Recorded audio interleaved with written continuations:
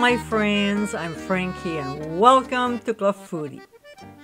Having a smoothie in the morning is so tasty, refreshing, and also healthy. In today's episode, I'll show you how to make my papaya smoothie. I love this beverage and it's a great way to start your day. Let's see how I do it. So in a jar of a blender, we'll add half of a large papaya, then a banana. Now this recipe makes around 4 to 4.5 cups, so you can always double it if you want.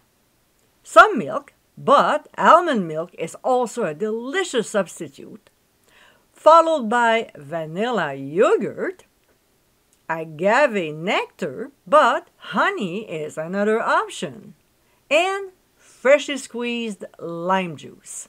Don't worry, it won't separate. We'll place the lid on and put the setting on either liquefy or, in my case, smoothie, and process until smooth. Yes, we finally got a bigger blender and we love it. This thing has the strength of a lawnmower engine. Boy, it's powerful. So when it's done, let's not forget to taste and adjust if necessary before enjoying it. And my friends, this is our papaya smoothie.